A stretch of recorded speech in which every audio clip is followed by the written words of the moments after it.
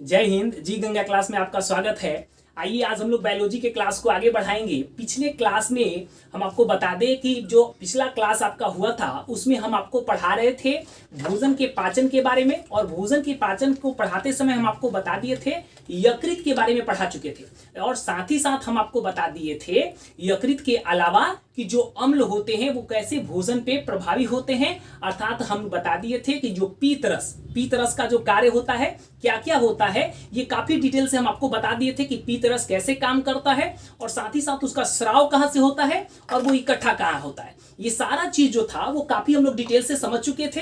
अगर आप उसको नहीं देखे हैं तो सबसे पहले उस वीडियो को देखिएगा, तब जाके आपको आज की क्लासेस जो है वो समझ में आएंगी। आज की क्लासेस में हम लोग क्या क्या जानेंगे पहले वो समझते हैं। आज की क्लास में हम लोग पढ़ेंगे, आज सबसे पहले जानेंगे अग्नाशय के बारे में, साथ ही साथ आंत ग्रंथि के बारे में, और उसके बाद से जानेंगे बड़ी आंत के बारे में। इसके अलावा भी हम लोग आज जानेंगे सबसे महत्वपूर्ण चीज अपेंडिक्स के बारे में। जानेंगे कि अपेंडिक्स जो होता है वो कहां होता है और उसका कार्य क्या होता था पहले के जमाने में और आज क्यों नहीं काम करता है। ये सारा चीज आज की क्लास में समझेंगे। उससे पहले एक और छोटी सी सूचना हम आपको दे दें कि हमने अपना व्हाट्सएप नंबर जो है उसको पब्लिक कर दिया है। आप लोग उस ग्रुप से जुड़ सकते हैं। आपको क्या करना है, उस व्हाट्सएप नंबर पे आपको अपना नाम और साथ ही साथ आप किस क्लास में हैं और आधार कार्ड का फोटो जो है वो भेजना है। नंबर हम एक बार रिपीट कर देते हैं, जिनके पास नहीं है वो जल्दी से नोट डाउन कर लीजिएगा। 9472687135 ये मेरा व्हाट्सएप नंबर है। इस पे आप क्या कर सकते हैं, जुड़ सकते हैं। ये हमने पहले आपको बता दिया है। वैसे आपको काफी डिटेल से जानना है तो आप चले जाइए अपने वीडियो में, और वीडियो में जाके देखिएगा कि व्हाट्सएप ग्रुप में कैसे जुड़ना है और क्यों जुड़ना है। ये सारी चीज की आपको जानकारी मिल जाएगी। आज हम लोग जल्दी से अपनी क्लास को स्टार्ट करते हैं और आपको बताते हैं हम लोग किसके बारे में, अग्नाशय के बारे में। अब देखिए, जब हम आपको बता रहे थे पीत के कार्य को जब समझा दिया था तो हमने कहा था कि पीत जो है क्या होता है, यकृत से निकलता है और पित्ताशय में इकट्ठा होता है। उसके बाद से हमने कहा था कि अब आता है बारी किसका, अग्नाशय का। अब देखिए, जो अग्नाशय होता है वो अमाशय के जस्ट नीचे पाया जाता है, और ये पीले रंग की एक ग्रंथि होती है। याद रखिएगा, अग्नाशय जो होता है अमाशय के जस्ट नीचे होता है और ये एक पीले रंग की ग्रंथि होती है, और इससे कई प्रकार की अगर हम बात करें तो एंजाइम का स्राव होता है। एंजाइम क्या होता है ये भी हम आपको पिछले क्लास में बता दिए थे कि एंजाइम जो होता है वो भोजन को पचाने में मदद करता है। वही हमारा क्या होता है, एंजाइम होता है। आप लोग देखेंगे मार्केट में भी कि जब भोजन नहीं पचता है, डॉक्टर के पास हम लोग जाते हैं, बोलते हैं गैस बन रहा है, तो कई को मार्केट में लिख देता कि जाओ एंजाइम पियो। तो वो एंजाइम क्या होता है, भोजन को पचाने का काम करता है। उसी तरह से जो अग्नाशय होता है इससे भी कई प्रकार के क्या होते हैं, एंजाइम का स्राव होता है, और वो भोजन पे क्या करते हैं, प्रभाव डालते हैं, और उसको क्या करते हैं, पचाने में मदद करते हैं। तो सबसे पहले जानते हैं कि इनसे कौन कौन सा एंजाइम का स्राव होता है। तो देखिए, जो अग्नाशय होता है उससे एक आता है ट्रिप्सिन जो होता है एंजाइम, उसका स्राव होता है। इसके अलावा इमाइलेज का स्राव होता है, लाइपेज का और न्यूक्लियस का। यानी चार जो है प्रमुख, हम यहाँ पे आपका नाम लिख दिए हैं, ये चार प्रमुख क्या है, एंजाइम है, जिनका स्राव जो होता है कहां से होता है, अग्नाशय से होता है। और यहां से ये चारों एंजाइम जो निकलते हैं वो भोजन पे क्या करते हैं, अपनी प्रतिक्रिया करते हैं। यानी भोजन के जो अवयव होते हैं उन पर ये काम करना स्टार्ट करते हैं। तो जरा समझते हैं कि भोजन के अवयव पर ये जो चारों एंजाइम है वो कैसे कार्य करते हैं, कैसे भोजन को पचाने में मदद करते हैं, उसको समझते हैं। तो देखिए, यहाँ पे हमने लिखा है कि जो इमाइलेज होता है, इमाइलेज यहाँ पे देखिए, यही हमारा इमाइलेज लिए थे। तो जो इमाइलेज होता है वो स्टार्च एवं साथ ही साथ ग्लाइकोजेन, याद रखिएगा, जो हमारा क्या होता है, इमाइलेज होता है वो स्टार्च और क्या होता है, ग्लाइकोजेन जो होता है इस पे काम करता है,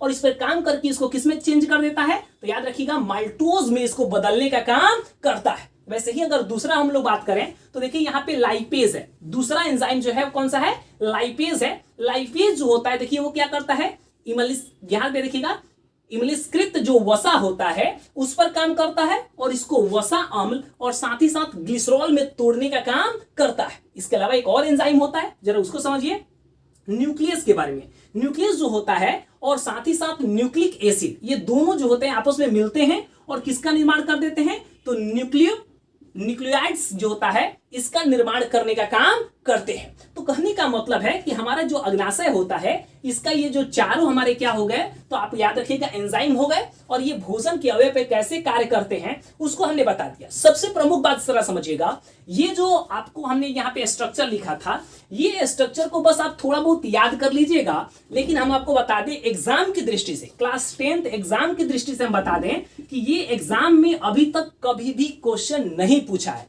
ये भी दिमाग में रखिएगा कि एग्जाम में आज तक ये क्वेश्चन जो है कभी भी नहीं पूछा कि बताइए कि जो इमाइलेज होता है स्टार्च पर काम करके किस में बदलता है, ये कभी नहीं पूछा। लेकिन जानना जरूरी है, क्योंकि एग्जाम में पूछ देगा तो ये मत बोलिएगा वहां पे कि विकास और तो कहते नहीं पूछा है, ऐसा भी हो सकता है कि पूछ दे।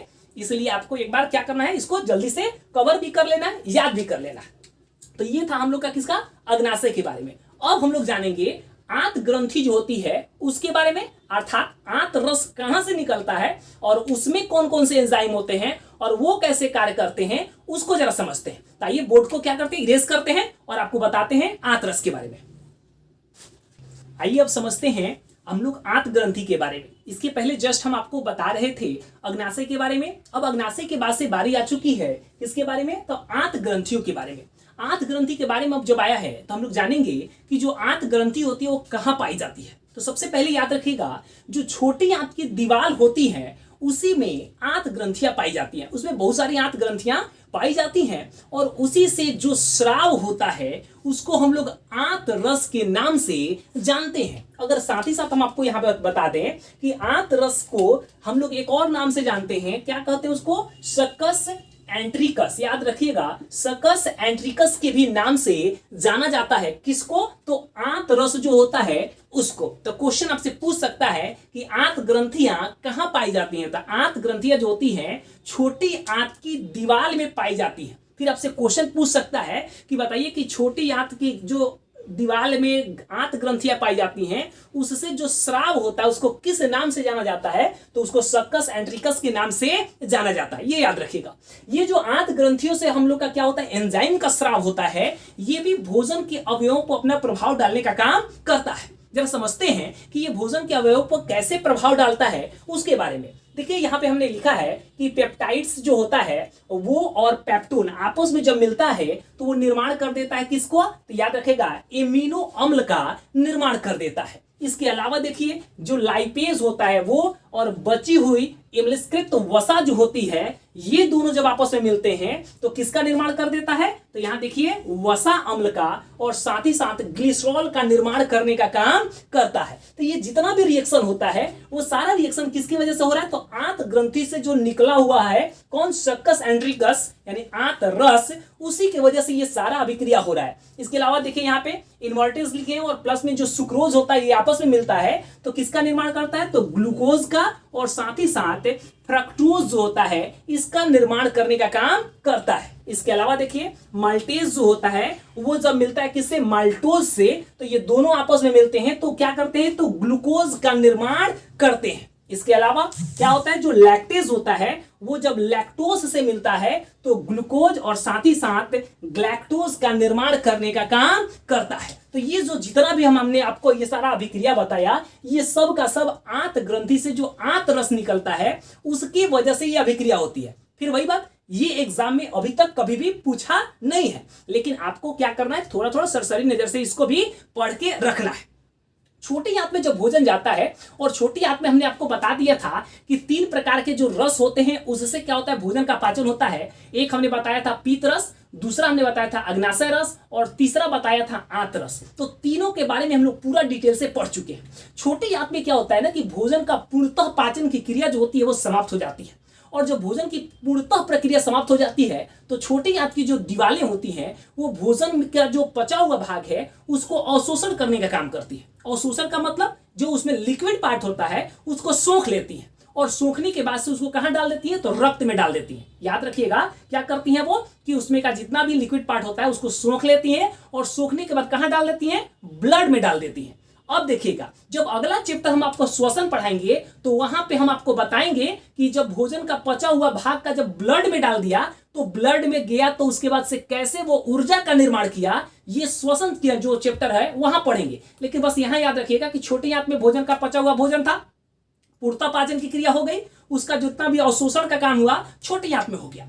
अब छोटी आंत में जब क्या हो जाएगा कि पूरा संपूर्ण पाचन की क्रिया हो गई, तो अब भोजन को हम लोग किस नाम से जानेंगे? तो आपको याद है हमने आपको पहले बता दिया था कि जब अमाशय से भोजन निकला था तो उसको काइम के नाम से जानते थे, लेकिन अब जब भोजन जो है छोटी आंत से आगे बढ़ेगा तो इसको हम लोग एक और नाम से जानेंगे, जिसको हम लोग कहते हैं चाइल। याद रखिएगा किस नाम से जानते हैं हम इसको? चाइल के नाम से जानते हैं।